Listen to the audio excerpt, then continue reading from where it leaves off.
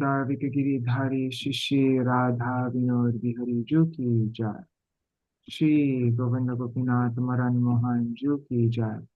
नित्यालप विष्णु विष्णुपार शतर शत शिष्मार भक्ति वेदांत नारायण गोसाई महाराज श्री गुरुदेव की जय। नित्यालप विष्णु विष्णुपार शतर शत शिष्मार भक्ति वेदांत वामन गोसाई महाराज की जय। नित्यालप विष्णु विष्णुपार शतर शत शिष्मार भक्ति वेदांत स्वामी महाराज श्री प्रभुपाद की जय। नित्यालप विष्णु विष्णुपार शतर शत शिष्मार भक्ति प्रज्ञान केशव गोसाई महाराज की जय। नित्यालप विष्णु विष्णुपार शतर शत शिष्मार भक्ति सिद्धांत सरस्वती गोसाई प्रभुपाद की जय। नित्यालप विष्णु महाभागवत श्री गौर किशोर दास बाबा जी महाराज की जय। नित्यालप विश्व श्री सच्चिदानंद भक्ति विनोद ठाकुर की जय। नित्यालप विष्णु वैष्णव सार्वभौम श्री जगन्नाथ दास बाबा जी महाराज की जय। श्री रूपानुपर्य गुरु वर्ग की जय। श्री रूप सनातन भट्ट रघुनाथ श्री जी गोपाल भट्टदास रघुनाथ शारद गोसाई प्रभु की जय। श्री स्वरूप दामोदर राय रामानंदारी श्री गौर पार्षद वृंद की जय। नाम जय श्री हरिदास ठाकुर की जय। प्रेम से कहो श्री कृष्ण चैतन्य प्रभु नित्यानंद श्री अद्वैत गदाधर शिवासरी गौर भक्त वृंद की जय। श्री क्षेत्र मंडल गौर मंडल ब्रज मंडल मथुर वृंदावन धाम की जय। सर्व अभिष्ट विदग्ध गिरिराज महाराज की जय। श्री राधा कुंड श्याम कुंड की जय। श्री मोन देवी गंग देवी की जय। श्री तुलसी महारानी वृंद देवी की जय। श्री भक्ति देवी की जय। वनवासी योगमाया की जय। श्री गोपेश्वर महादेव की जय। श्री हरिनाम संकीर्तन की जय। अनंत कोटि वैष्णव वृंद की जय। Oh, sorry. Shri Dainika Nadīyā Prakāśa ki jai. All the periodicals of Srila Bhakti Siddhanta Saraswati Goswami Prabhupada and all of his followers ki jai. The editor of Dainika Nadīyā Prakāśa, Srila Bhakti Pramod Puri Goswami Maharaj ki jai. Shri Harinam Sankirtan ki jai. Ananta Koti Vaishnava Vrinda ki jai. Samagat Gaur Bhakti Vrinda ki jai. Shinitai Gaur Premanande Hari Hari Gaur. Right. Hare Krishna. We'll do the Mangalacharan.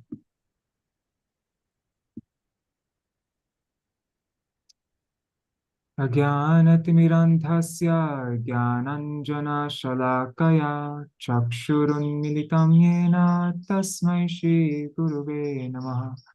Guruve Gaurachandraya Radhikaya Tadalaye Krishnaya Krishna Bhaktaya Tad Bhaktaya Namo Namaha.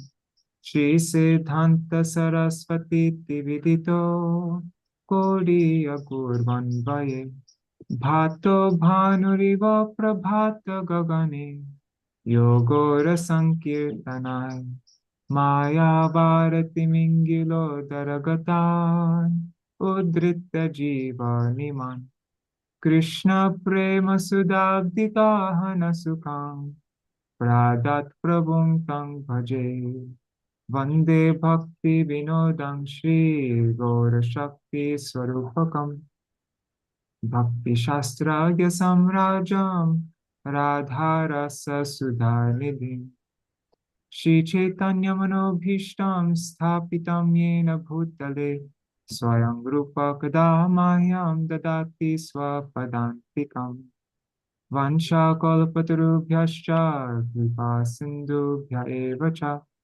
Patitanam Pavanebhyo Vaishnavebhyo Namo Namaha. Bhaja Shri Krishna Caitanya Prabhu Nityananda Shri Advaita Gadadhar Shivasari Gaur Bhakta Vrinda Hare Krishna Krishna Krishna Hare Hare Hare Rama Hare Rama Rama Rama Hare Hare. Oops, my microphone wasn't on. 1 second. Okay. Hare Krishna, everybody. Dandavat pranams. Satya Mataji, Śrīvāsa Prabhu, Champak Mataji, Sarveshwari Mataji, Nitai Mukeshji, and Gavin Myers, if I remember correctly, right? And let's see here on YouTube and Facebook. All right, nobody's on YouTube or Facebook yet. Well, pranams to anybody watching in the future. All right, so welcome to our, what is it? I think it's our 16th or 17th Dainik Nadīyā Prakāśa session. Today we're going to be, Dainik Nadīyā Prakāśa is the daily magazine of newspaper of Srila Bhaktisiddhanta Saraswati Thakur Prabhupada, which was managed, the main editor of it was Srila Bhakti Pramod Puri Goswami Maharaj. And all these articles that we're going to be reading today are available on the website nadiyaprakāsh.com, NADIYAPRAKASH.com. So I'm going to hand it over to Śrīvāsa, who's been translating all of these articles. And yeah, that's it. All right. So this one for today has a song at the beginning. Nice. A short little kirtan. Maybe you'd want to read that, or we can do part and part. Yeah, that sounds good. I like that. Can you turn on your camera? Oh, yeah. 1 second. Let me just, I didn't open up the file yet. I was a bit late this morning. Okay. It's 23, right? Yeah. All right. Nice. Okay. Nahima. Okay, got it. Sorry, let me just, here, I'll let you see what I'm doing so you're not just staring at my face. Okay. Actually, I think what I'm going to do, I'm going to make this all one column so that I can make it really big. Then I don't, yeah, and then I'm going to just increase the size. Boom. All right, that's good. Oh wait, and let me turn off noise suppression.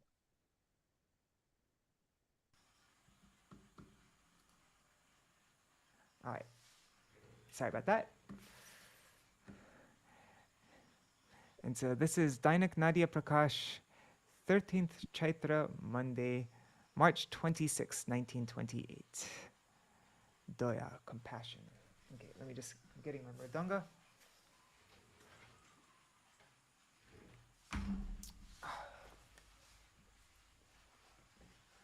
Okay.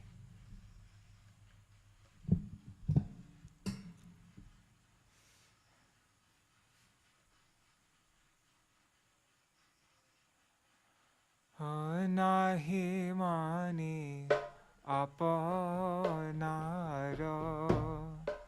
sukha dukha prabhu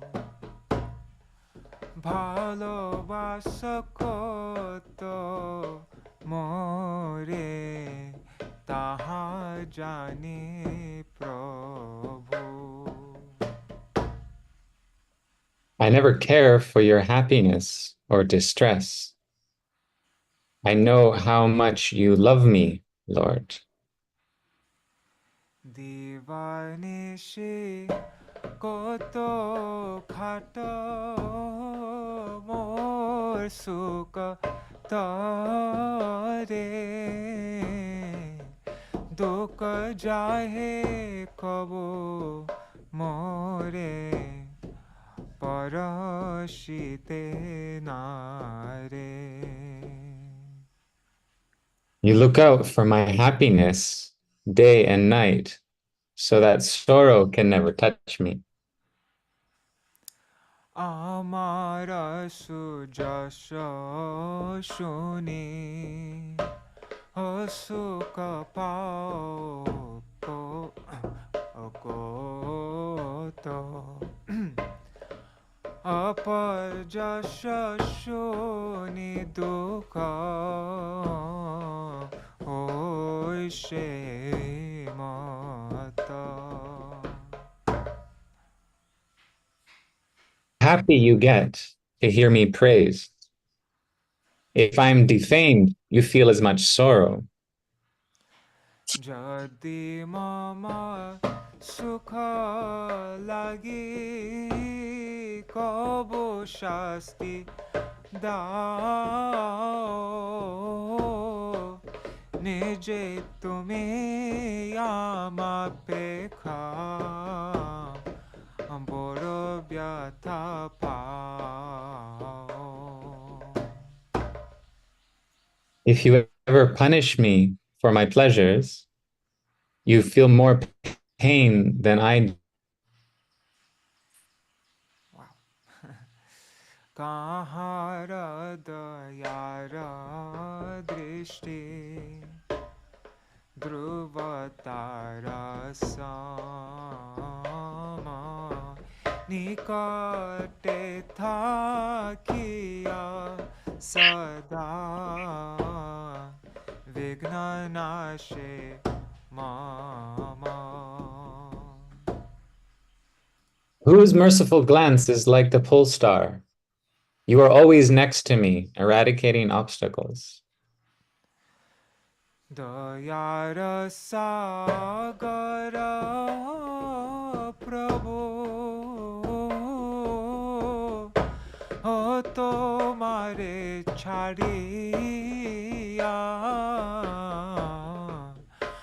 yar jeno nahi thaki sangsare bhuliya.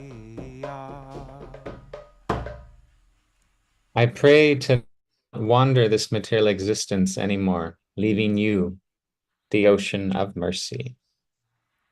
Wow, beautiful.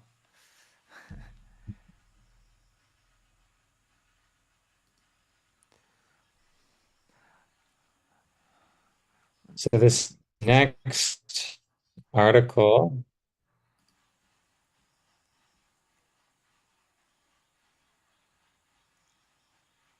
actually, it's interesting that one verse, Yali mama sukha lagi kabu shasti dao. If you ever punish me for my pleasures, you feel more pain than I do. So I originally took this as like, if, you know, we're enjoying something, but maybe it's somewhat sinful, so then the Lord punishes us for it. But it actually pains him to punish us for it. But now I'm reading this and I'm thinking, Yadi Mama Sukha, like, if Krishna, it makes more sense if Krishna punishes us for our benefit, right? For our eternal pleasure, right? Maya is constantly giving us these threefold miseries so that we realize this is not our home. But it actually pains Krishna to be doing this. Just an interesting little. Yeah, I've never heard that point expressed like that. Like I've just never heard that point actually. Mhm. Yeah, it's very interesting. Yeah, so the song is very short, but it's very has some very like intimate points to it. You look up for my happiness day and night, so that sorrow can never touch me. So really, Krishna is trying to take care of us, even here, right? Gives us families, gives us friends, gives us food, provides for all living beings, right?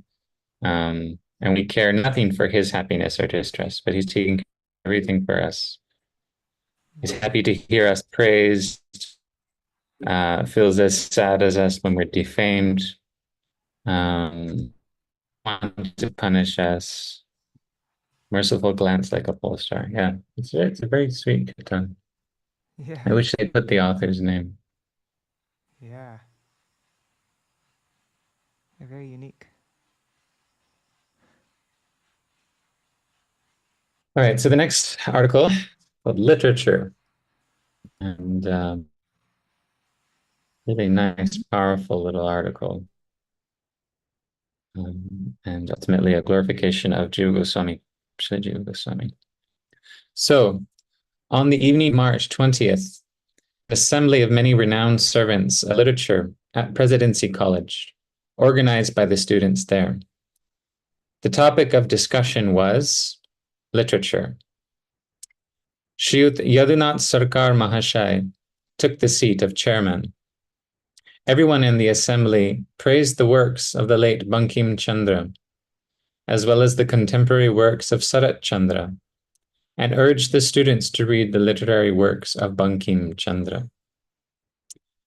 Of the novels and plays we see taking the form of literature these days, the ones that sell the most in the market usually have the image of a naked woman printed on the first page to make it very clear to the readers what kind of tone the author has revealed in his prose. Parents and guardians are turning a blind eye to the fact that tender-minded youth have read all this literature and developed certain proclivities at too early an age, have reached and are reaching the furthest limits of a deplorable condition. Literature that hacks away at the roots of dharma and is always trying to get us to traverse an ignoble path. Literature that seems appealing at first but results in something truly terrifying.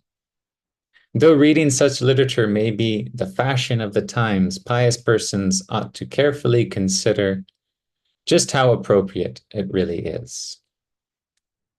If we consult the scriptures, we see that the sages of yore also denounced this sort of literature. Srimad Bhagavatam says, "Those who are learned know that statements or texts that are full of wondrous poetic turns of phrase yet never glorify Vasudeva, the sanctifier of worlds, are but places of pilgrimage for crows, garbage heaps." In other words, such literature appeals to lusty persons, enlightened persons who are fixed on producing a state of goodness, do not delight in such topics. There are many social organizations being formed in the world. There needs to be an organization that curates literature for readers. It is imperative to give careful attention to several matters when going about the curation of literature. It is imperative that all kalpanik sahitya, contrived literature, is discarded. Vastava sahitya, real literature, promoted, so that human beings are not robbed of their morals. They should be encouraged to lead a moral and religious life so that they can be happy now and later on. Determination of Varnam, occupational type, i.e. intellectual, soldier, entrepreneur, tradesman, and ashram, stage of life, i.e. single, married, retired, or renounced, according to scripture, needs to be reinstituted so that a person's dharma jivan, functional, pious lifestyle, can be created starting from their childhood. If a pious lifestyle is not adopted, one cannot cultivate literature. I think that's a strong statement. Without that, it is not possible to relish unnata ujjvala rasa, the elevated, refulgent mellow of romance, which is the life of literature. I think this is a huge point. You cannot appreciate the loving, intimate pastimes between Radha and Krishna, all the romance novels and movies and whatnot that we watch are just a reflection of that desire to relish that rasa. And we can't do that unless we have a solid, pious foundation of life. Yeah, what's because they're opposites, right? Calm and prema are opposite. What's that verse from Chaitanya Charitamrita? Nama, prema nama dhare. I just remember the last part. Yeah. God, if I just get the first word, I'd be able to say it. But anyways, yeah, they seem similar externally, but they're actually couldn't be further apart. They're antonyms. Calm and prema. Atmendriya pritivancha tare boli kam krishnendriya priti. Dhare Premana. I like that it's the desire to serve all of Krishna's senses. Dhare Premanam bears the name prem, whereas lust, which is directed at satisfying yourself, is called lust. It doesn't bear anything. It doesn't hold anything. Yes. Yeah. There needs to be careful, in-depth discussion of the differences between real literature and contrived literature, and the benefits of cultivating or serving real literature. So it needs to be carefully distinguished which is which. Everything that is in contrived literature also exists in real literature. The difference is this: even the mere shadow of contrived literature cannot touch real literature. For real literature contains only that which is eternal truth. Though contrived literature may be somewhat pleasing to the senses, like an intoxicant, its result is ghastly. Real literature keeps its relisher immersed from moment to moment in eternally newer and newer flavors. It does not subside like contrived literature does once it arouses the pleasure of the body and mind. Chandidas, Vidyapati, Jayadev, Bilvamangal, Shri Rupa, Sanatan, Kavi Karnapur, Krishnadas Kaviraj, Thakur Vrindavan, and countless other kings of literature have appeared in our nation and bequeathed to us their immortal glory. It is a matter of great sadness, however, that the literature that has been written following the cues of Western aesthetics seems good to us. Though it is driving us towards hell, it appears to be rather pleasing at the outset. And so now we do not have any honor for real. Sripad Jiva Goswami Prabhu foresaw this inauspiciousness bearing down on humanity and sought to cut down mundane, contrived literature at Sorry, it just your sound cut out for a second, and so you didn't get the last sentence. Okay. Sorry, could you just sorry about that. Jiva Goswami Prabhu foresaw this inauspiciousness bearing down on humanity to cut down mundane, contrived literature at its root. Is it working? Sorry, I was muted. And establish. Yeah, your connection is a little bit like every now and then a word will get will dislike, you won't hear a word, but at least people can read along also, so that's fine. Okay. Well, how about you finish this section? Let's do that. Okay. Sripad Jiva Goswami Prabhu foresaw this inauspiciousness bearing down on humanity and sought to cut down mundane, contrived literature at its root and establish the foundation of real literature. So he composed Sri Harinamamrita Vyakarana. At present, under the guidance of Sri Jiva Goswami Pad, the servants of Sri Chaitanya Mat have established a Para Vidyapit, an institute for higher spiritual learning at the Sri Mat for the purpose of propagating Sat Sahitya, true literature throughout the world. Nice. I'm going to share this with my Sanskrit teacher. Param Sundar. Yeah, it's a nice point. The day that I was translating this came across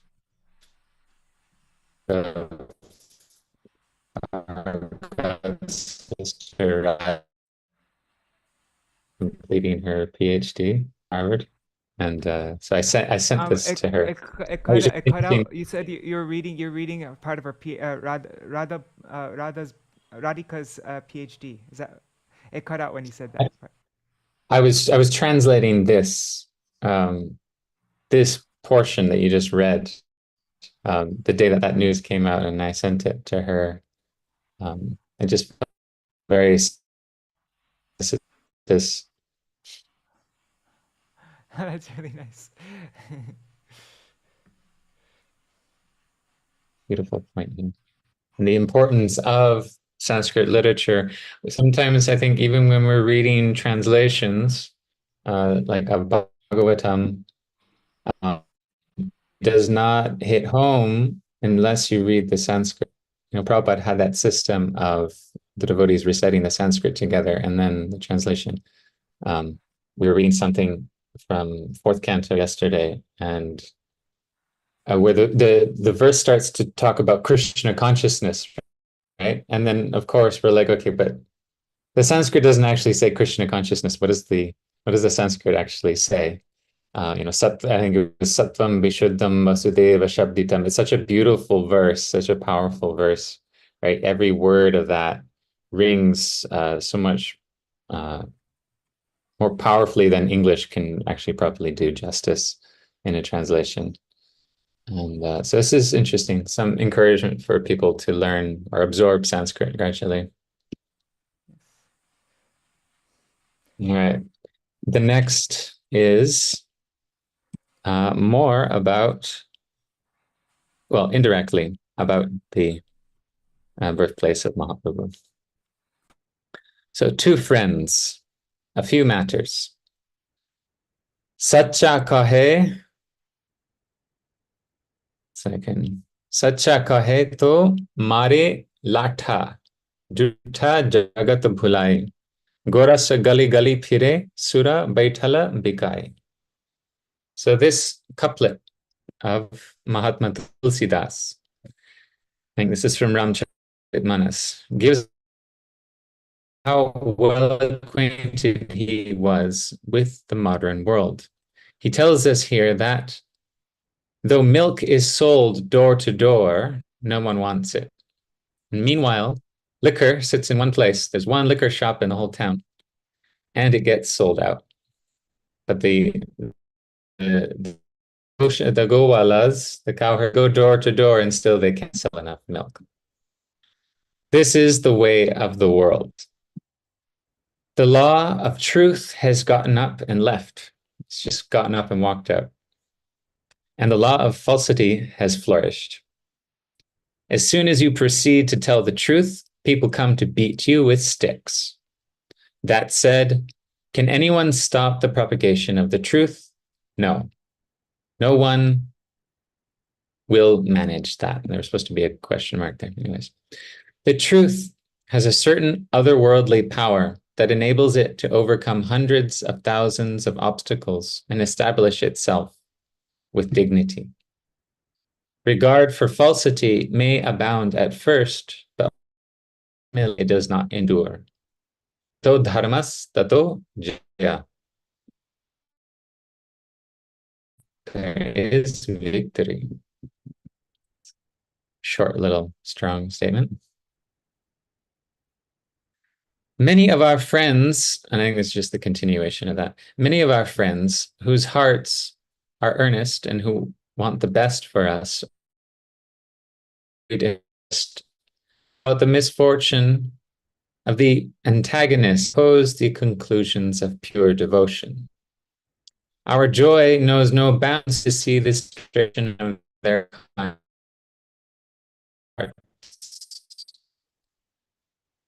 Udara charitanam, magnanimous persons are devoid of discrimination between own and other. Instead, they see the whole world as their own family. They know that since all living entities are Krishna's servants, and since Krishna is the Father of the world, the Lord of the world, then why would discrimination come between them and make their hearts contracted and miserly? When one's self-interest is the one destination of all self-interest, the service of Krishna, then why would there be any estrangement between us? One day, one of Mahaprabhu who had received Mahaprabhu's mercy became melted with sympathy for the sorrows of the living entities. Give me the sins of the living entities. Give the sins of the living entities to me, and let me suffer in hell on their behalf. This was Vasudev Datta, right? Aho, who but the devotees of Gora could possibly be like this? Who but the devotees of Gora could possibly be like this? Having such magnanimity that compels them not only to have the slightest, compels them not to have the slightest concern for their own happiness, and drives their hearts to weep for the sorrows of others. Mahaprabhu then consoled that individual, saying, "This kind wish for the living entities will bless them with auspiciousness." Mahaprabhu manifested his sannyas pastimes and went door to door chanting the name of Krishna and getting others to chant Krishna. We and the rest of civilized society request that you all sincerely take shelter at the feet of that Mahaprabhu Śrī Kṛṣṇa and his intimate followers. The Lord and his devotees will hear your anguish, please. In Gaura's pastimes, everyone will be delivered. Bina Vaishnava Nindaka Durachar. So Gaura's pastimes are still ongoing. In Gaura's pastimes, everyone will be delivered, except the Vaishnava Nindaks, the blasphemers of Vaishnavas. In other words, everyone except those who commit offenses to Vaishnavas will be able to obtain Gaura's grace. In the scriptures, offenses to Vaishnavas have been compared to a mad elephant.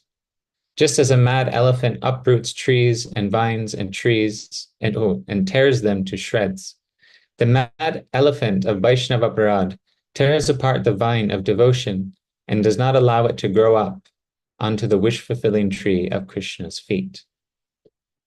The living entity may have committed ghastly sins like slaughtering cows or brahmanas or having an affair with his teacher's wife. But if he says, "I will sin no more," and takes shelter at the feet of Bhagavan and his devotees, then Bhagavan grants him deliverance from all sins. Such was the case of Jagai and Madhai. I've read, I think it's an article, Thakur talking about Christian act of confession and repentance comes from Vaishnavism, and it's just been corrupted. It's similar here. There was no sin they had not committed. Sorry. Yes. Okay, it cut out when you Yes, said that. Christianity. Okay, comes from Vaishnavism. You said.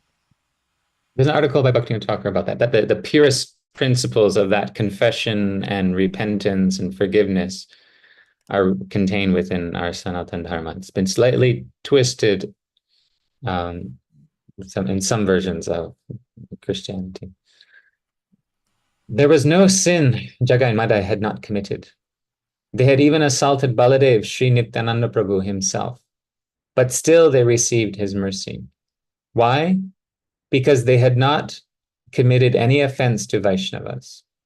They had only sinned due to being addicted to intoxication. Later, when that same Jagai and Madhai said, "We shall sin no more," and took refuge at the feet of Gaur Nityananda, then none of their sins remained. By the grace of Gaur Nityananda, they became the highest caliber of devotees. Consider the case of the prostitute sent by Ramchandra Khan. Though she went to seduce Namacharya Thakur Haridas himself, by the power of the Thakur's grace, that prostitute became the greatest of saints. Great Vaishnavas came to have her audience. Therefore, come, O saints, we will all band together and go door to door to the houses of the antagonists and weep, saying, "Brothers, you are our kin. Why would you keep choosing your own ruin by making offenses at the feet of those Vaishnavas who are the dearest kin of all of us? Right now, you have all been blinded by the illusion of Maya and are going around saying whatever you please, like patients in altered states of consciousness.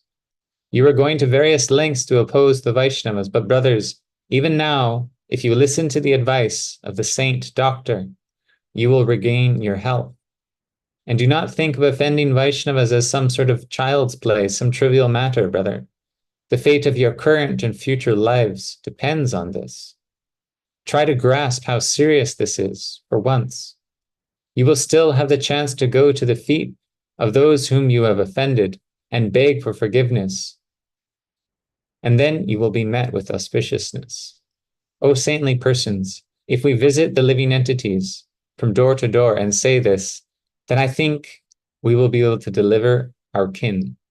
Otherwise, not. Everything coming through clear? Yes, now it's coming up through clear. Yep. In the beginning, it was a little rocky, but not towards like, yeah, for a while it's been good. Okay. So, okay, now this next section is interesting. It's quite long, and it's all phrased as a series of questions, 60 questions, and this is just the first part. It's mostly about Advaita Acharya and the descendants of Advaita Acharya, and then the intersection between them and Bhaktivinoda Thakur, and the birthplace issue in Mayapur.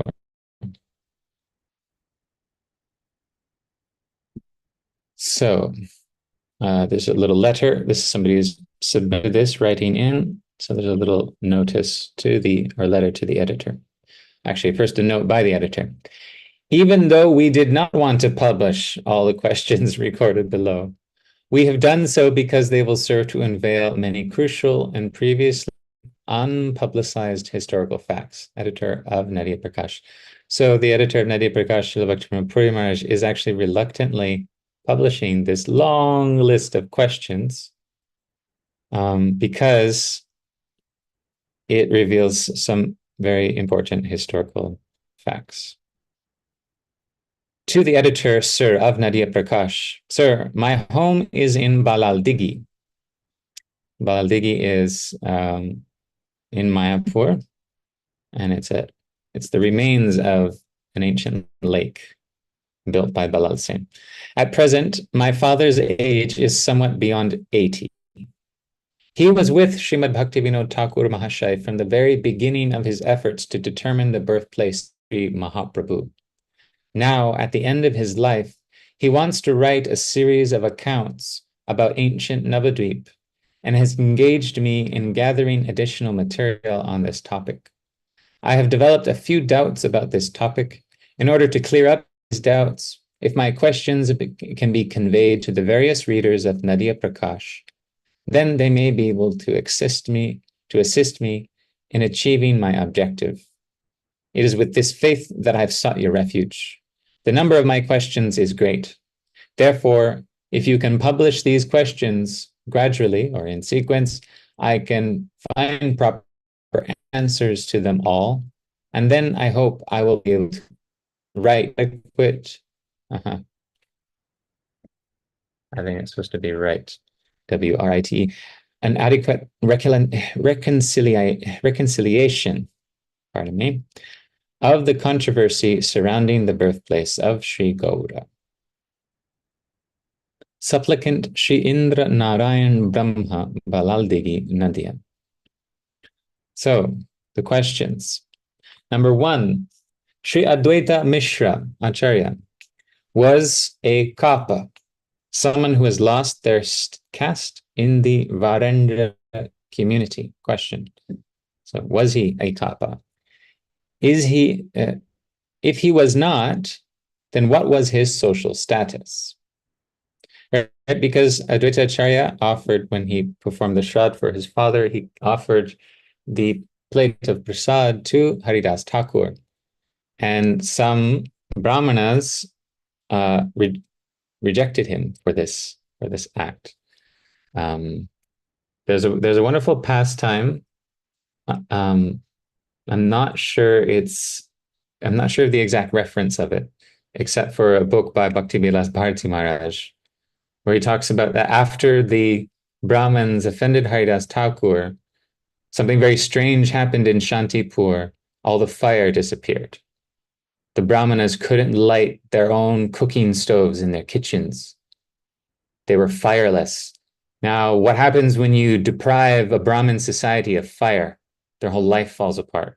They can't cook, they can't do yagyas, they can't do puja. So it was a big issue. And Advaita Acharya was like the most senior Brahmin in the community. And well, there was no problem in his home. He had fire.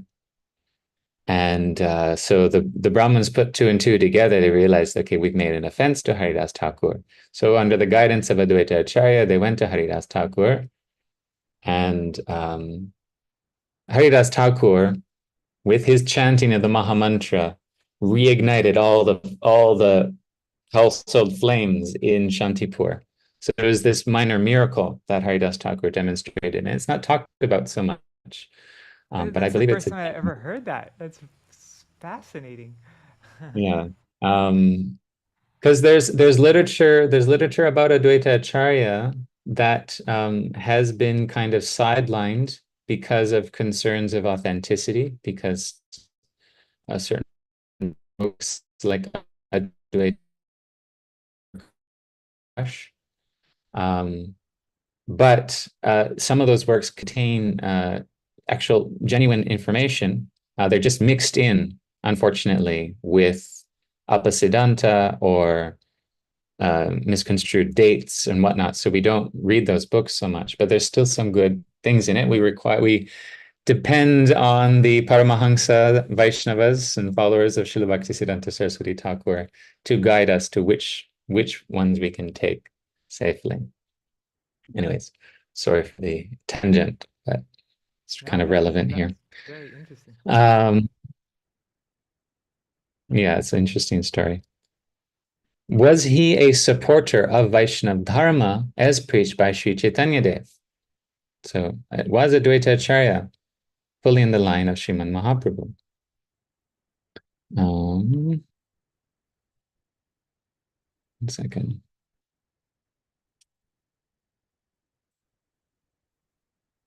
Do the Gaudiya Vaishnavas under the shelter of Sri Chaitanya Dev refer to him as an Acharya or not?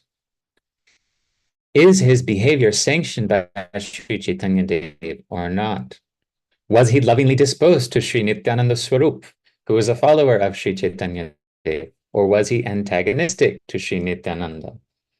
Then, of course, there's the people who actually do think there was conflict between Nityananda Prabhu and Advaita Acharya. Was Sri Chaitanya discussing the topic of devotion to Vishnu before he started preaching Dharma or not? So before his big transformation in Gaya, was Chaitanya Mahaprabhu preaching devotion to Vishnu or not? Is Sri Advaita Mishra referred to as a one-pointed servant of Sri Chaitanya or not?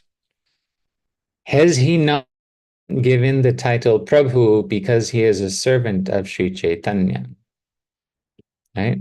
That's a verse in Sri Chaitanya Charitamrita that says that Mahaprabhu is Mahaprabhu and the other two are Prabhus, Nityananda Prabhu and Advaita Prabhu.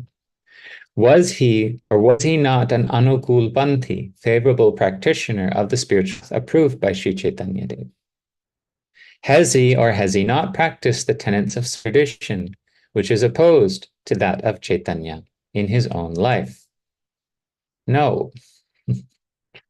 Were his ancestors in the habit of resorting to any smriti traditions to conduct any household or spiritual rituals?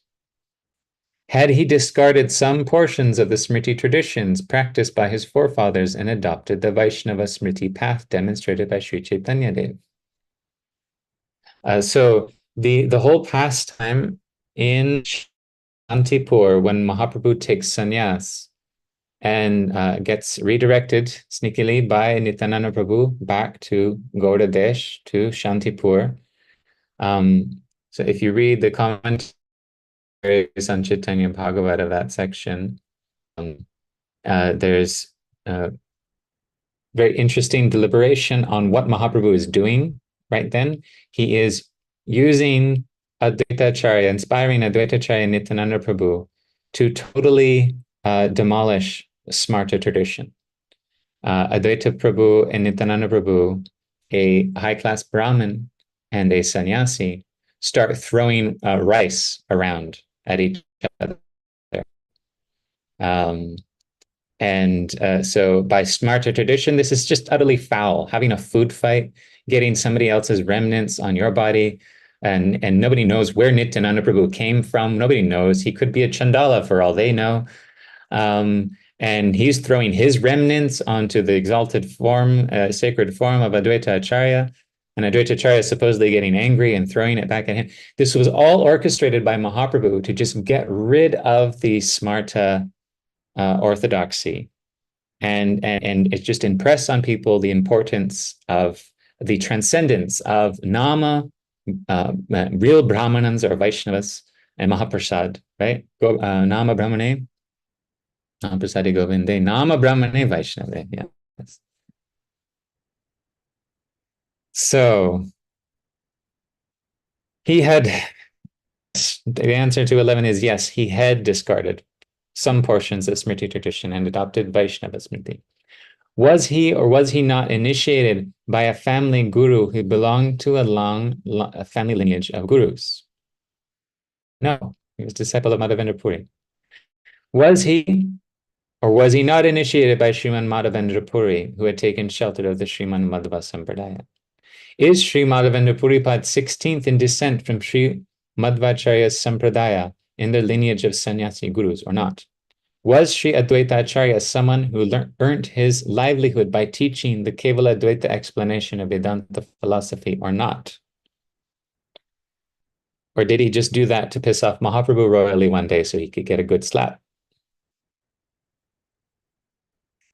Had he read Madhva's commentary? I hope people can distinguish between when I'm talking and when... anyways. I think it's pretty obvious. Had he read you're doing great. Okay, thank you. Had he read Madhva's commentary on the Brahma Sutras and Sri Jayatirtha's Tattva Prakāśika Tika or not? Like, this is something important that we have to read one of these days. I've been seeing this a lot. Jayatirtha's Tattva Prakāśika. I think it was even published by Bhaktisiddhanta Saraswati Thakur. Was he an expert in the deliberation of Vrishika Tandulika Nyai, cited by Jayatirtha? Okay, yes. So this, and Swami Maharaj has this in his commentaries too, all over the place. The logic of the Vrishika, there's a footnote down at the bottom, if you can see. The logic of the Vrishika, scorpions, and the Tandul, rice, refers to scorpions hatching in piles of rice. One may assume that the scorpions are somehow being birthed from the rice itself, but really, they are hatching from the scorpion larva laid in the rice. This is why you should always wash your rice.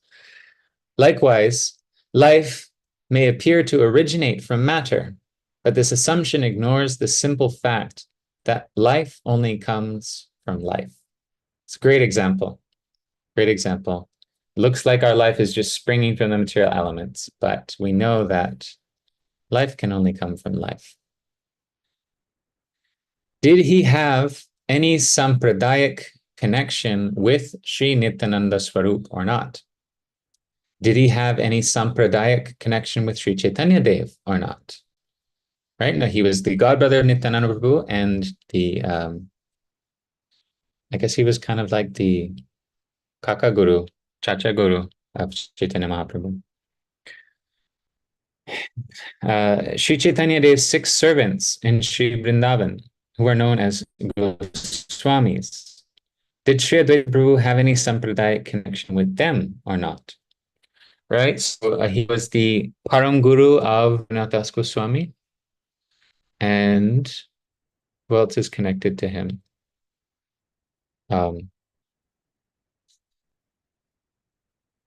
Okay, that's it, right?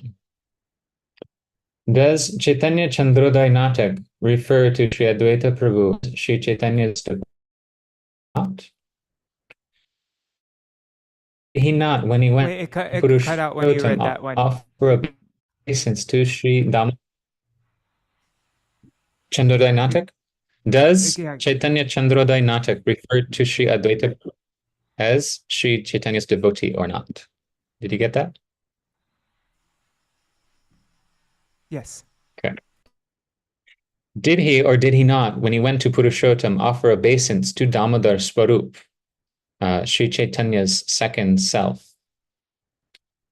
Did Advaita and other devotees of Śrī Caitanya dance from ghat to ghat in Śrī Navadvip or not? Right? That's the famous song of Bhaktivinoda Thakur, right? Advaitadi Bhakta Brinda Nache Ghate Ghate. Hari Bole Moder Gaura Elo. Is it that song? Is that the kirtan? It is, yes. Did Sri Advaita Prabhu's only Vaishnava son, Sri Achyutananda, receive the grace of Gadadhar Pandit Goswami or not? We're including his Gaur Gadadhar Ashtakam in the Gaudiya Gita that you translated. Yes, yes, Sri Achyutananda Prabhu, who is an incarnation of Kartikeya. And he's I think it's interesting that he has a significant role in our Sampradaya. Did Sri Advaita's sons Gopal Mishra and Śrī Kṛṣṇa Mishra temporarily demonstrate adherence to the guidance of Mahaprabhu or not? So it's interesting. We accept Sri Achyutananda Prabhu only, fully, even though Sri Gopal Mishra is considered to be an incarnation of Ganesh, according to Gorkanadesh Tipika. And he appears in the Chaitanya Charitamrita after the cleaning of the Gundicha temple. There's a short little lila where he dances in ecstasy now that the temple has been cleaned and falls unconscious. And I believe Mahaprabhu has to revive him. I think it's so interesting that Ganesha, who is Vigna Vinayak, the remover of obstacles, but also the controller of obstacles, he becomes so delighted and happy when Mahaprabhu has cleansed the temple of Lord Jagannath of all the obstacles, of all the pebbles, of all the dust, of all the straw, everything, all the anarthas, all the obstacles are gone. Ganesh is so delighted, so happy. Oh, all my work is done. Finally, I don't have to do anything anymore.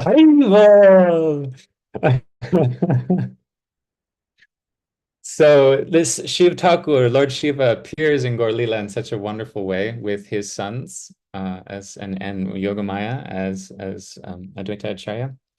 But Sri Achyutananda Kartikeya is he takes the leading role. Ganesh has tons of pastimes all over the Puranas and other places. So in Gaur Lila, he steps back a bit and lets his older brother. It's time for Or maybe Kartikeya to shine. Yeah. Take center stage. So which of Advaita's sons was engaged in serving the Lord's feet for his whole life? What was the Vishnu Bhakti of Advaita's other sons like? Did any ever worship the deity of Sri Gaur Sundar or not? In Shantipur and the Advaita family, are Sri Gaur Sundar's deities worshipped in several homes. In the Bandyopadhyaya and Bhattabhijas of Sri Ram Krishna, Ramchandra, and Gopijana Vallabha, who are under the guidance of Sri Nityananda's son Virabhadra, is there any tradition of worshipping Sri Nityananda's deity or not? Did Radha Mohan Goswami Bhattacharya take birth in Advaita's lineage or not? In the of the sons of Balaram, a descendant of Advaita, given by J.K. Sharma Nayak, Radha Mohan is listed as Madhusudan's son and Madhusudan as Balaram's son. When was this genealogy changed and another dubious claim propagated in its stead? This isn't referring So, to Radha Mohan, like the famous writer, like from the I like believe not, because I believe that Radha Mohan is a descendant of Śrīvāsa Acharya, so much later. Okay. Yeah. Which of the Mahamahopyadhyaya Smartha Raghunandan's 28 tattvas did Radha Mohan Goswami Bhattacharya write commentaries? Yeah, I don't think this is the same one. By whom were Śrī Kṛṣṇa, Mishra Gopal, Mishra Jagadish, Balaram, and other sons of Advaita initiated into Vishnu Mantra and made into Vaishnavas? Can a person initiated into one of the other four types of mantras among the Panchopasaks, that is, aside from initiation into Vishnu Mantra, be referred to as a Vaishnava or not? So this started during Mahaprabhu's time, where a certain set of his sons, well, Achyutananda was fully Gaudiya, Vaishnava. Krishna Mishra and Gopal seemed to be kind of neutral. And then Balaram and Jagadish went full on into Smarta Panchapasak worship. And then this is it right for those initiated into Vishnu Mantra to follow the traditions of the Karmakanda obsessed Smartas who antagonize Vaishnavas and perform Pret Shraddha? So something happened after Advaita Acharya, because under the guidance of Sri Achyutananda Prabhu, his final rites were not performed according to Smarta tradition.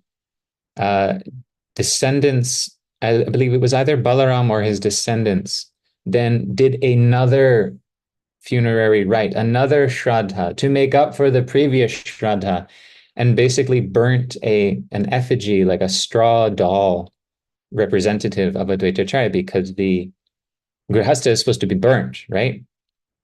So this is really interesting. It's in the Chaitanya Charitamrita. It almost suggests that Advaita Acharya was given samadhi. I don't know, in one sense, right? Or maybe just the rituals were not performed according to Smarta tradition with their mantras and offerings and whatnot, and so they wanted to do it again. But this is referred to as Pret Shraddha or Pret Shraddha, or like treating Advaita Acharya as a disembodied spirit, as a preta, and not as a exalted, divine being.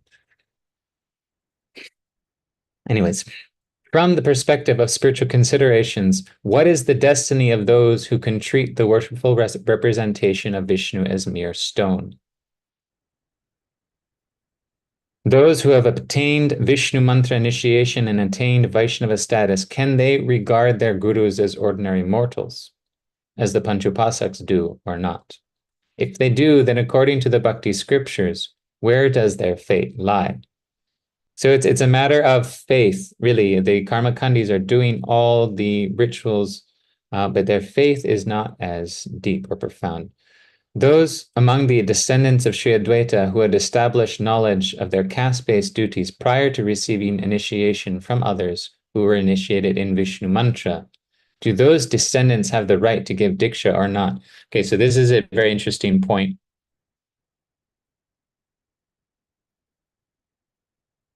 So it's almost suggesting that there was a shift in Advaita Acharya itself when Mahaprabhu came into the picture strongly, and that his older sons had already kind of become entrenched in Smarta orthodoxy and didn't follow Advaita Acharya into the transition of Mahaprabhu's, Prem Nam Shuddha Bhakti tradition. So do they have a right to give? Vaishali followed Mahaprabhu, right? Their ancestors, even at the time of Mahaprabhu, never followed him. And then several centuries later, they're going to be descendants of Advaita Acharya and exalted Vaishnava. But they never actually had any connection to the genuine teachings. How can these Sri Gaudiya Vaishnavas respect those who introduce themselves as the sons of Sri Advaita but actively oppose the conduct of Sri Advaita Prabhu? Is it or is it not true that Kaviraj Goswami, as a whole, and Chaitanya Charitamrita referred to Sri Śrīvāsa, could you start over from the beginning as again? a Sampradayik Vaishnava, a Vaishnava Śrīvāsa? I'm really sorry. Could you start over beginning of from where? 41? 41? Yeah, like, is it or is it not true? It cut out for that From part. 41? Okay. Yeah. Is it or is it not true that Kaviraj Goswami, when describing Sri Advaita's lineage as a whole in Chaitanya Charitamrita, referred to Sri Achyutananda as a Sampradayic Vaishnava, a Vaishnava in proper standing in disciplic lineage? Sri Gopal and Krishna Mishra as Sadharan Vaishnavas, Vaishnavas in the general sense, and the sons of Advaita who were opposed to Sri Chaitanya as Chaitanya Vimukha Asara, inconsequential antagonists of Chaitanya.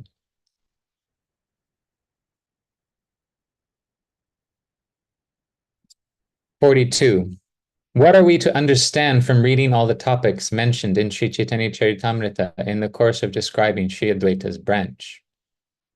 Did Sri Advaita's Smarta descendants ever go to Sri Vrindavan? And did they ever develop deep attachment to Vaishnava Dharma? And what is the degree of that deep attachment, Anurag? Is the Guru business, so there are several temples in Vrindavan related to Advaita Acharya, right? Is the Guru business practice of maintaining one's Smarta Bhattacharya status and receiving initiation in the mantra of gods other than Vishnu and initiating others in those mantras something that was condoned by Sri Madhavendra Puripad? In which year did Sri Ram Goswami Mahashai, father of the late Radhika Nath Goswami, and his elder brother, the late Madan Gopal Goswami, go to Sri Purushottam Kshetra? And there, during a discussion with Srimad Bhaktivinoda Thakur, what topics were covered? I would love to have a transcription of that conversation.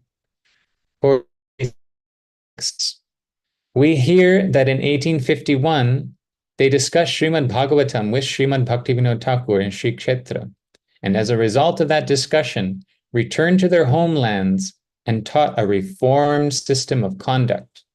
How different was that reformation from the Smarta tradition taught by the predecessors of this lineage? This is huge. This is admitting that Bhaktivinoda Thakur had an influence on the Advaita Gosais from within. That one of their most illustrious lineages had a discussion with them and changed and taught differently after talking to him. This is huge. We'll have to send this to Lalit Madhav. Anyways. He might have more insight to all that. Yeah, I hope he does. Why did Madan Gopal Goswami Mahashai hide from Upendra Mohan Goswami, resident of Karadaha, a certain commentary on Tattva Sandarbha written in the name of Radha Mohan Bhattacharya? Okay, the plot thickens. If anyone knows what topics Upendra Goswami Mahashai discussed with Srimad Bhaktivinoda Thakur, we express the authenticity of that commentary, they may please make them public. So there's a commentary on Tattva Sandarbha, because this was the other thing, was that they tried to get Jiva Goswami into the Smarta side of things, into the Swakiya side, and anyways. Shri Baladev Vidyabhushan is the Vedanta preceptor of the Gaudiyas. Prior to him, if Radha Mohan Bhattacharya was able to be advertised as author of a commentary on Tattva Sandarbha, then the stain of shame on the descendants of Advaita for allowing Smarta tradition mentioned in Chaitanya Charitamrita would have been cleared up.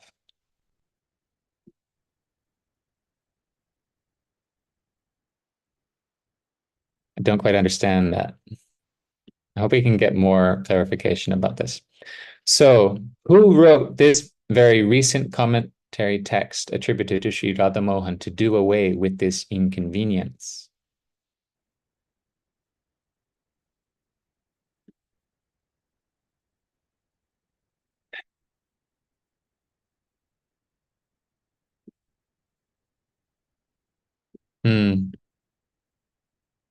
Okay.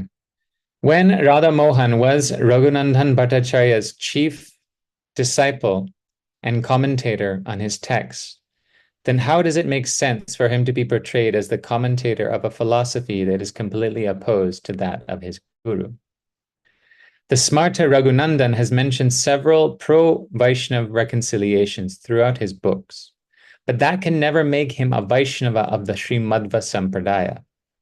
Sri Advaita Acharya Prabhu was a disciple of Sri Madhavendra Puri, so he had taken shelter of the Srimadva Sampradaya.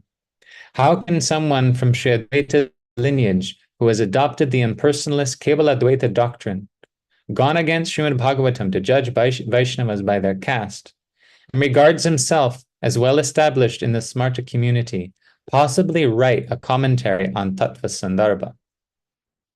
The following verse was cited in Bhakti Sandarbha, and Sri Advaita Prabhu corroborated its purport. Yasya lakshanam pungabijanjakam yat yatrapi drishyeta tattena deshat. Regardless of the caste a person is born in, should they be assigned a caste, they should be assigned a caste according to their qualities. It is certainly possible that while writing his commentary on this verse, the Smarta Bhattacharya's eyes fell upon the upper section of the charak, pillar. How can all these topics be reconciled? Okay, so the charak puja is a festival held in honor of Lord Shiva and features devotees swinging from a tall pillar via rope and hook inserted into the flesh of their backs. One who would happily endure such a ritual would surely be understood to possess the natural qualities of a kshatriya. That's really and so intense. the ritual itself, that ritual itself, you can look it up, there's pictures of it. That ritual itself kind of proves the necessity for there being different divisions of people. You know, there's some people who will go and stick hooks in their backs and swing around from a pole, and there's people who will not. And we don't have to copy them. You know, what if we lived in a society where we all had to do that, right? And what's interesting about that ritual is that there's a very similar ritual among the North American Indians, which is just really interesting. Ancient Shiva worship, I think. 53. How long has the Smarta practice of receiving dakshina and payment for teaching been actively practiced in the Nityananda lineage in imitation of the practice of the Smarta reciters in the Advaita lineage? So it looks like the Advaita Goswamis started this first, and then the Nityananda Goswamis picked up on it later. The sequential history of this needs to be researched. Yeah, that's also an interesting topic.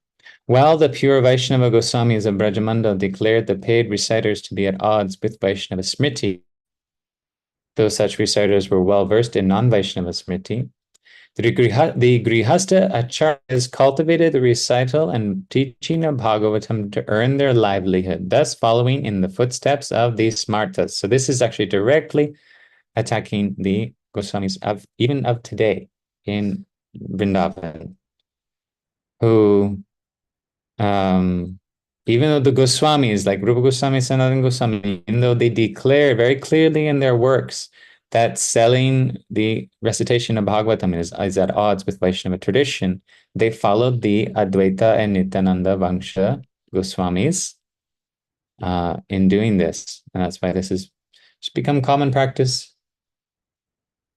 55.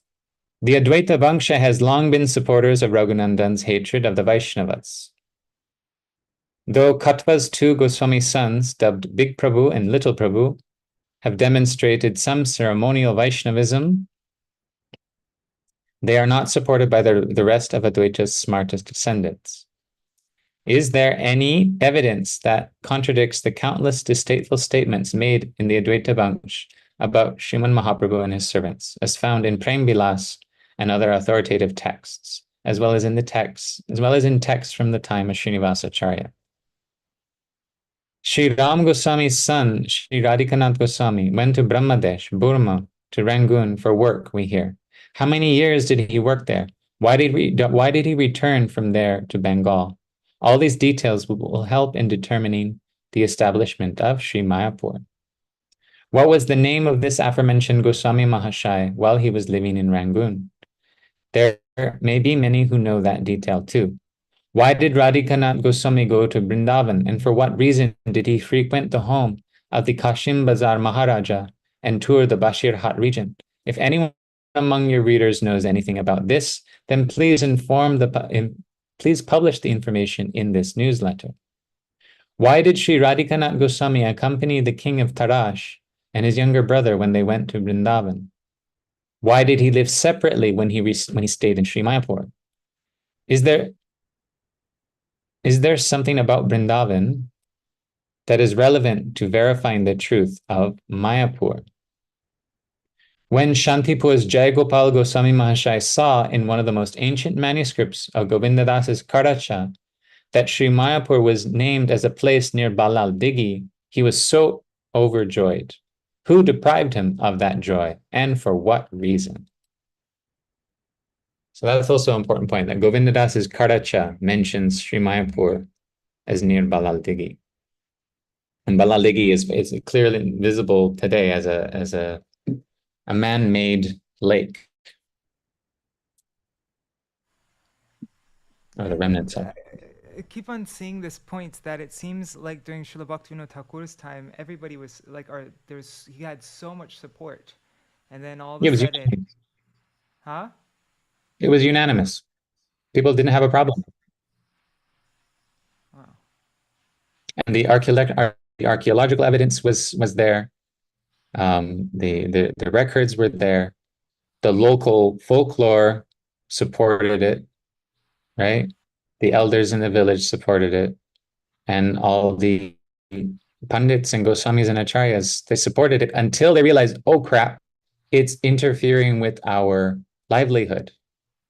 It wasn't until Bhaktisiddhanta Saraswati Thakur, I think it was like 20 or 30 years later, starts publishing really heavy articles in the Gaudiya attacking this practice of making money off of Bhagavatam and judging people by their caste, right? That's when they freaked out and totally switched tunes, totally changed their tune.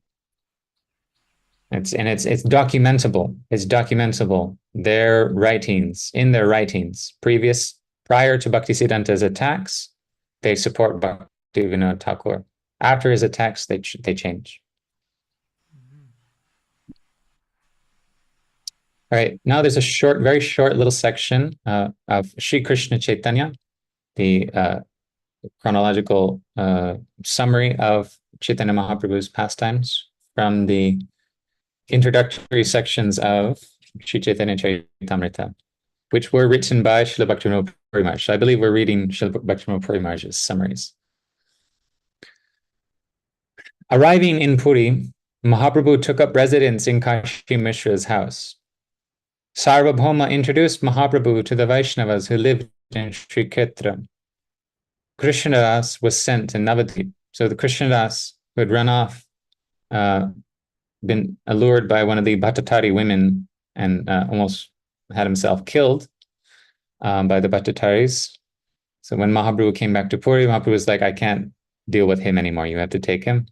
So Nityananda Prabhu and the devotees were very merciful to Krishnadas and just sent him to Navadvip to convey the news. When the Gaudiya devotees heard from Krishnadas that Mahaprabhu had returned to Śrī Kṣetra, they began making arrangements to go to Puri. Sri Paramananda Puri came to Puri via Navadvip along with Advaita Prabhu's disciple, Dvija Kamalakanta. Sri Purushottam Bhattacharya of Navadvip had performed a pastime of accepting sannyas from a guru in Kashi named Chaitanyananda, but had refused the yoga strap tied around the knees to keep the body in a rigid posture of meditation, and other symbols, and so became known as Swarup. Even Mahaprabhu's name is his brahmachari name, isn't it? So they took sannyas, but almost like not completely. He too arrived in Purushottam at the feet of Mahaprabhu. Sri Ishwarapuri's disciple Govinda also arrived. After the disappearance of Puri Goswami, as per his guru's order, Govinda came to Mahaprabhu and offered his soul to his service. Mahaprabhu expertly had Brahmananda Bharati give up his deerskin garment. Ishwarapuri's disciple Kashishwar Pandit also arrived in Puri to be with Mahaprabhu. When Sarvabhauma Bhattacharya tried to get Mahaprabhu to meet with King Prataparudra, then Mahaprabhu, who was enacting pastimes as a teacher to the world, rejected the proposal on the grounds that it is forbidden for a sannyasi to meet with those engaged in sense gratification. Ramananda Roy took leave of his work for the king and came to be with Mahaprabhu in Puri. When Ramananda praised Prataparudra's many Vaishnava qualities to Mahaprabhu, the Lord's attitude towards the king changed. Right? Then he realized that Prataparudra is actually a Vaishnava, and it's not right for me to just judge him as a king. When Jagannath was not giving darshan just before Rath Yatra, Mahaprabhu went to Alalnath, and when he came back to Purushottam, he met with Advaita and other devotees who had arrived.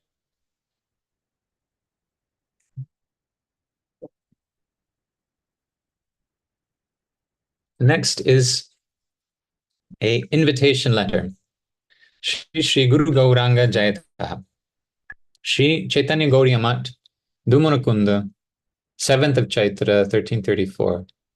This request is submitted with utmost respect. Mahoday, this upcoming 10th of Caitra, 23rd of March, Friday, Om Vishnupad Paramahansa Paribrajaka Shri Srimad Bhakti Siddhanta Saraswati Goswami Thakur and his associates will arrive on the Calcutta-Delhi Express at 2:42 in the afternoon at Sitarampur station to make their auspicious arrival at the Dumrakunda Sri Chaitanya Math. All respected sirs and their friends are requested to participate as per the schedule provided below. The humble servants of Sri Chaitanya Gauriya Math. Program schedule, 10th of Chaitra, Friday. The welcoming committee will greet Srila Paramahansa Thakur at 2:42 in the afternoon at Sitarampur station. At 3 p.m., Srila Paramahansa Thakur will be brought with great fanfare and Sankirtan to the Sri Math from Begun Chaurasta. That night, at 7 p.m., after the Aratrik Kirtan, will be Srila Thakur's speech. 11th of Chaitra Sunday and 12th of Chaitra Sunday at 5 in the afternoon at the home of the Nisharchati resident Param Bhagavat Shukta Indra Narayan Chandra Mahashay, there will be Kirtan and Srila Paramahansa Thakur's speech. And now for the news from 100 years ago. 3,200 taka was stolen from a mail van on the way to Sialda station from the Calcutta General Post Office. IB Rail CID Inspector Sadat Ali Khan was arrested as a man named Muhammad Jaki at the Barakpur horse racing grounds in relation to this theft. Sialda police have put the accused in jail at the courthouse. Investigation is ongoing. A severe bout of cholera and plague is underway in Uttar Pradesh, the United Provinces, or present-day Uttar Pradesh and Uttarakhand. In Pilibhit,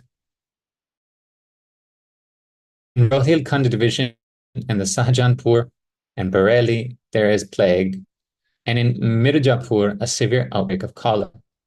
In Vindhyachal, the fair has started again from March 21st. Fairgoers are being advised extreme caution. See, even then, there were epidemics and attempts to lock people down.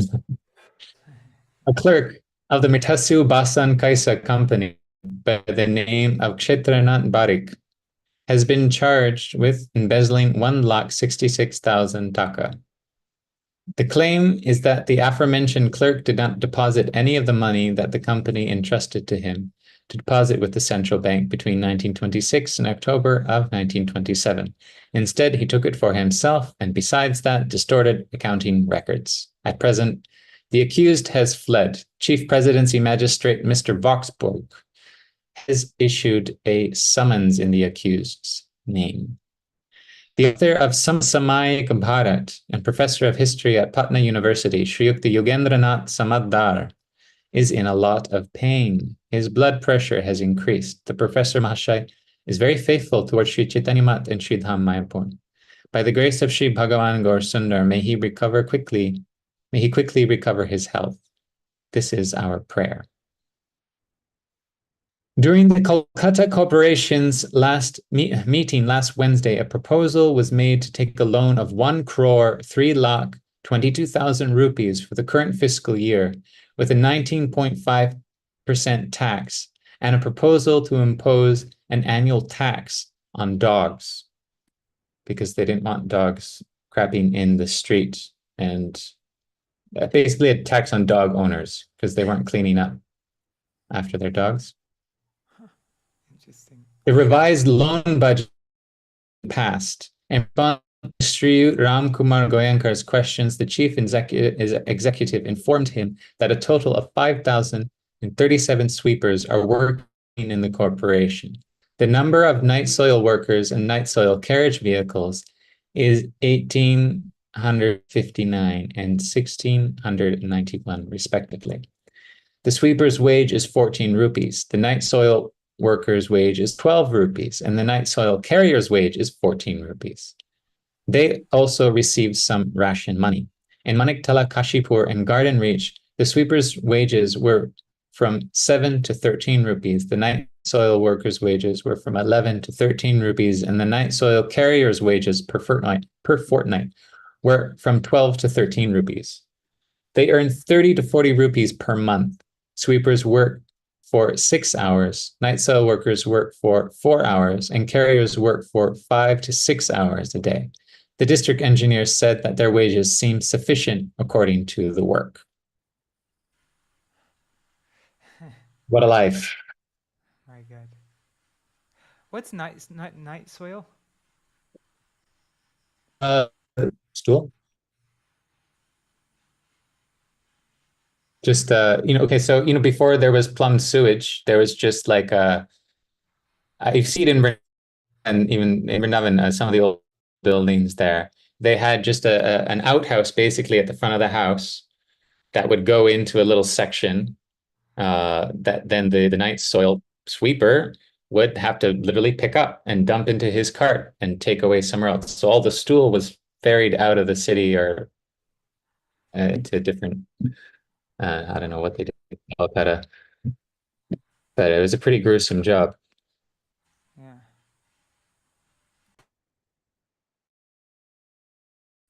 We hear that the Communist Party is very oppressed in Japan, and many people have been arrested in cities like Tokyo, Yokohama, Kobe, and others. Reports are that a hunt is on to find all the hideouts of the Communist Party. And the issues that I'm on now, there's full-blown war between Japan and China, and I guess with the Communist Party. Shriyukta Bipin Bihari and Shriyukta Pulina Bihari Mitra, relatives of the revered literary figure Mr. Pyari Chand Mitra, Tek Chand Thakur, have donated 10,000 rupees for the construction of a grand lion gate and a large ashram in memory of their late father. Paramahansa Sri Srimad Bhakti Siddhanta Saraswati Goswami Thakur ceremonially installed the foundation with his own hands. On Thursday, the 22nd of March, around noon, unexpectedly, the Ganges in Kolkata rose about 4 to 5 feet and flooded the area. As the flood came so suddenly, boatmen were taken by surprise, which damaged and broke many boats.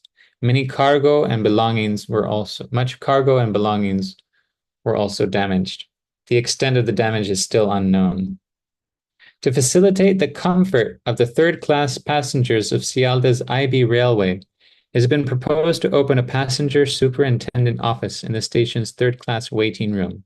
This arrangement will be to tend to the needs and complaints of passengers.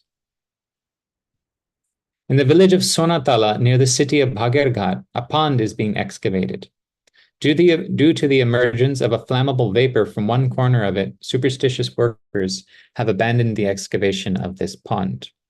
This is quite common when excavating. There's pockets of of like odorless gas that can come out, and that can be actually really dangerous, or it can be flammable. But back then they thought it was, something magical. In the city of Lucknow, a 30-year-old girl named Dulari Gwalini, enraged from a fight with her husband, mixed dhutura in the food of her two nieces. As a result, one girl died and the other fell seriously ill. Dulari has admitted her guilt in front of a magistrate. The judge has sentenced her to life imprisonment. A 13-year-old girl with her husband. Wow. Yet at the same time, there was, I think, the previous issue, someone who kidnapped a girl, and the girl still hadn't been found, and he only got 4 years. My God. This 13-year-old girl got life imprisonment. Huh. Strange justice system. Yeah. Convened in Shirvapur. Sympathy was expressed for the Lilwa mill workers at the meeting. Mr. Shingar Bhelu, Mr. K.C. Mitra, Mr. Mukundalal Sarkar, and others were speakers at the meeting. The Prince of Wales is a colonel of the Guards.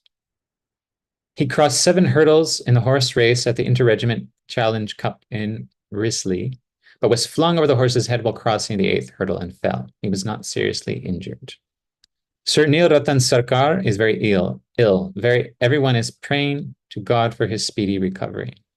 A 2-minute earthquake occurred in Mexico on the evening of March 21st.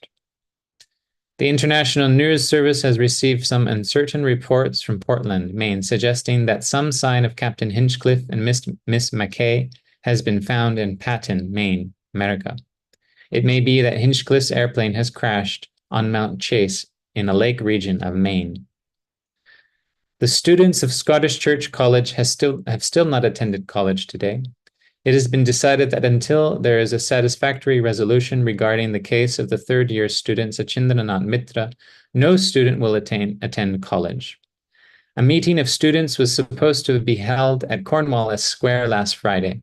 If both sides remain steadfast, the situation will worsen. If the principal would soften a little, everything would cool down and be fine. Is he representing the caring attitude of a parental figure to the students? No.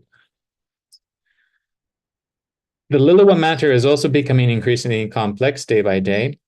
A statement by Mr. K.C. Mitra, Secretary of the EIR Union, reveals that nearly 800 workers of the Signal Engineering Department have gone on strike. As long as no satisfactory resolution is provided, they will continue to strike. Last Wednesday, many people were detained in the 7th building of the IKR department in Howrah in a helpless and hungry state.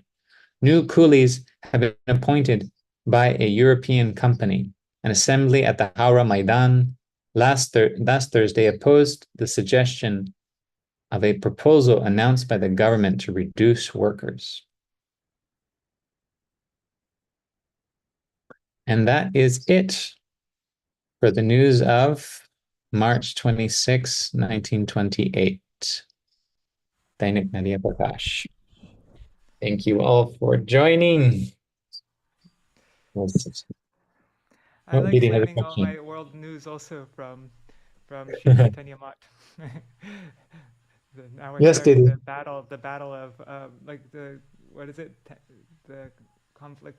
What is it with of the Japanese and Chinese? Yes. Didi, you had a question. Sabu, can you update us about the situation in the time of Bhaktivinoda Thakur that he reformed the caste systems? Because I don't know, in this time all the problems in the caste system, and he wanted to reform all this system. Can you say something just to basic to understand something? So it's interesting, Bhaktivinoda Thakur, his family lineage is actually connected to Narottam Das Thakur. So Narottam Das Thakur's, was it his brother? Was Raja Krishnananda? So Raja Krishnananda of Keturi was either the cousin or brother of Narottam Das Thakur. And so Bhaktivinoda Thakur and Srila Bhaktisiddhanta Saraswati Thakur, interestingly enough, can trace their lineage to this relative of Narottam Das Thakur. It's also amazing that they're the one of the two most prolific Padavali Kirtan writers in our Sampradaya. Wow, I've never heard this before. That's so interesting. So yeah, they were Kayastha Kshatriyas, right? So Kayastha, I have to understand, I don't understand exactly what Kayastha is. There was different divisions. There was the 5 main Brahmin families, ancient Brahmin families. And then there's subsections of them. There's certain Brahmins that are junior, like the Chakravartis are junior to the Bhattacharyas. Nityananda Prabhu belonged to a junior kind of Maithili Brahmin family. So Brahmanas who had come from Mithila, which is now current day Nepal. Bhaktivinoda Thakur was, and during Narottam Das Thakur's time, he faced tremendous backlash from the Brahmin community for initiating Brahmins. He would give them Diksha. And that's why there's this pastime where Narottam Das Thakur had passed away. He had entered his Samadhi. And they brought his body down to the Ghats of the Ganga and placed his body on a pyre there. And they were about to light the pyre. And there are a bunch of Brahmanas standing to the side saying, yep, this is what happens when you initiate Brahmins. Yeah, you die a premature death, and you just, Narottam Thakur, it appeared that Narottam Thakur had become paralyzed. He had like a seizure and become paralyzed. Right? So this is what happens. So Ganganarayan Chakravarti was standing there listening to this, right? And he's just like, oh, Gurudev, please do something. Like, they are just going straight to hell. They don't understand who you are. They're just standing here ridiculing you at your funeral. Like, how that's a massive sin by any human standpoint, right? And insult. So Narottam Thakur heard the prayers of his disciple in his heart, right? And he stood up on the pyre. All of a sudden, he just stood up and started leading a kirtan. And then he stayed for another 2 weeks and initiated all the Brahmanas who witnessed the miracle and came to their senses. So he initiated a whole nother section, batch of Brahmanas. And then one day, as they helped him bathe in the Ganga, he just turned into milk, disappeared into the Ganga. So, I've been there to the milk samadhi. That really cemented. Really? Okay. Wow. I have a bunch of videos. Yeah. So he really cemented his position as a genuine mystic, a genuine, in the collective memory.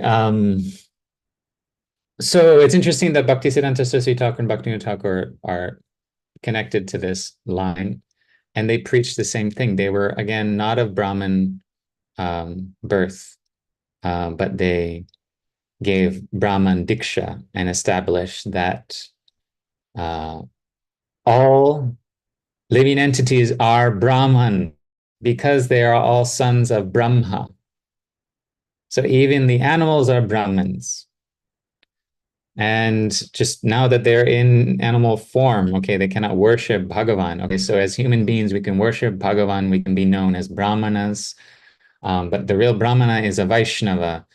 And if you're born in a Brahmin family, but you don't have faith in Krishna, you don't have faith in Bhagavan, in Vishnu, and you're not leading a pious life, you're just using your position to exploit others, then you're worse than a Brahman, you're worse than a Chandala. You're worse than an animal, really. So it's not something that the caste-born brahmanas want to hear at all. The arguments are so strong, so compelling, and they know their guilty behavior. They know they're not living up to the standard of proper sadachar. So their only option is to get angry and to spread lies and vitriol and whatnot. I hope that makes something clear. I don't know. That was great. I learned something new. Very interesting. Yeah. And it's something that still goes on till today. The Babajis in Radha Kund are very deeply connected to the Vaishnava parivars of Advaita and Nityananda Prabhu. And I can't say for certain what they're like now, because I haven't had any close association with them. Some people in our line who are more friendly with those crowds associate with them and seem to think that their Siddhanta is okay. But I believe that a lot of these issues are still deep-rooted, and it's just people don't really want to talk about them anymore right now. Let's pretend we're all one happy family, and but when you really get to know them, then you realize that they have these deep-seated prejudices against our Guru Varga, right? And then you realize that this happened to me personally. I kind of got taken in by one of the Nityananda Goswamis and was living with them and taking their prasad until I realized one day he had such a huge grudge against Srila Bhaktisiddhanta Saraswati Thakur. And it was based on money. That Srila Bhaktisiddhanta Saraswati Thakur had somehow, and the Gaudiya Math and ISKCON had somehow taken all the money that should have been theirs. That they should have had big, big temples all over the world. And instead, so it's like, I personally don't understand how to be trusting of people who have such a huge grudge against, even if they're beautiful people and Vaishnavas to some extent, how can you trust them when they have actually like a deep-seated grudge and resentment of your Guru Varga? They will use you. I felt that I was being used as a pawn for their ends. And Srila Bhaktisiddhanta Saraswati Thakur writes about this as the curse, the Yadavas. So the curse that drove all the Yadavas mad to kill each other with canes. This is that curse, is that when and this applies to us as well, if we say, oh, I'm a disciple of Srila Vedanta Narayan Maharaj, I am a disciple of so-and-so, Srila Bhaktivedanta Swami Maharaj, therefore I should be given this, and I should be given respect and this domain and this privilege and this and that. What ends up happening? Everyone ends up fighting, right? Fighting over lands, fighting over temples, over disciples, over money, and killing themselves. This is the curse of the Yadavas. And it happens again and again in institutions on both sides. And every individual is liable to fall prey to it. So don't criticize anyone. Don't get into the fight. Just focus on your own, Bhajan. And be very careful not to be like the false sons. Don't be the false sons of Krishna. Be the real sons of Krishna. Be the real sons of Mahaprabhu. And the real son of Mahaprabhu was Sri Achyutananda Prabhu. Mahaprabhu had no children. His real son was a Tridandi sannyasi, Sri Achyutananda Prabhu. That was his real son. So we follow them. We follow the Tridandis, the true renounced devotees. Okay, it's gone on very long today. But you should write an article on this. That would be a fantastic article, very relevant, and like just everything that you said now. It'd be like really. It could probably be a book, and maybe like all this literature will come together gradually as as something. But like a good system is just to have like little parts and then bring all the parts together into a book. Yeah, get it prepared. Yeah. All right. Thank you, devotees. Thank you for your time. Thank you so much. It was beautiful. Thank you. Yeah. Thank you. Hare Krishna. Hare Krishna. I'll just do a very quick Mahamantra and very short.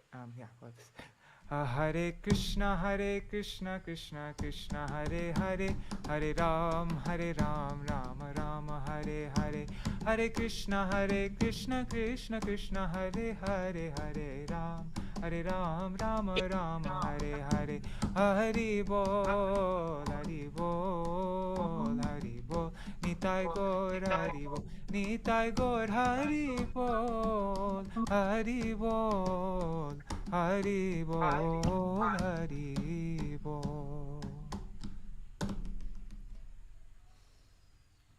Would you like to do Jadwani Shivas? Or should I? Can you do a quick one? Yeah, I'll do a short one. Yeah. Jai Shri Sachinandan Gaur Hari Ki Jai, Shri Shri Radha Vinod Bihari Ju Ki Jai, Jai Srila Gurudev Ki Jai, Jai Srila Param Gurudev Ki Jai, Srila Prabhupada Ki Jai, Shri Rupano Gauriya Guru Varga Ki Jai, Swaparshad Shri Gaur Nityananda Prabhu Ki Jai, Shri Radha Krishna Gopa Gopi Gan Ki Jai, Shri Giriraj Maharaj Ki Jai, Shri Tulsi Maharani Vrinda Devi Ki Jai, Shri Dainik Nadīyā Prakāśa Ki Jai. All the periodicals of Srila Bhaktisiddhanta Saraswati Goswami Prabhupada and his followers Ki Jai. The editor of Dainik Nadīyā Prakāśa, Srila Bhakti Pramod Puri Goswami Maharaj Ki Jai. Jai Shri Hari Nama Sankirtan Ki Jai. Ananta Koti Vaishnava Vrinda Ki Jai. Jai Shri Advaita Acharya Ki Jai. Shri Achyutananda Goswami Ki Jai. Jai Rupanuga Gauriya Guru Varga Ki Jai. Shri Hari Nam Sankirtan Ki Jai. Ananta Koti Vaishnava Vrinda Ki Jai. Samagata Gaur Bhakta Vrinda Ki Jai. Shinitai Gaur Premanande Hari Hari. Hari. Vanchakalpatarubhyashcha kripa sindhubhya cha patitanam pavanebhyo vaishnavebhyo namo namaha. Dandavat pranams, Shri Devi Didi, Vrinda Didi, Champak Mataji, Sarveshwari Mataji, Śrīvāsa Prabhu, Gavin, Nri Hari Prabhu, and Bhavatarani Mataji. And on YouTube and Facebook, Vidya Lalasa Didi, Manjari Didi. Manjari Didi says, yes, best just to follow the advice of Srila Gurudev and Guru Varga and not associate with these kinds of Vaishnavas. Yes. All right. Dandavat pranams, everybody. Thank you so much for joining, and I look forward to seeing you all next week for the next issues, all right, of Dainik Nadīyā Prakāśa. All right. Thanks, Śrīvāsa, for everything. See you all. Also, tomorrow I'm going to be doing the last program of Bhakti Vinod Giti Dhara for a while. We're going to go over the last kirtan of the 6 limbs of Sharanagati, Radha Kunda Tata, Kunja Kutira. We're going to do that kirtan, and then I'm going to pause our program for a bit. I don't know, I was thinking maybe we could read Radha Krishna Ganadeshtipika every day, like, preparing for Rupa Goswami's, I don't know, we'll see. We'll figure out what we should read every day. But I'm pausing it because I have so much songbook work to do, and I just don't have time to prepare anything nice for the these Bhakti Vinod Giti Dhara programs. So I want to continue it once I send everything to the printers. Then I'll be able to do nicer programs like that. So now we're just going to be reading books basically. All right, Hare Krishna, everybody.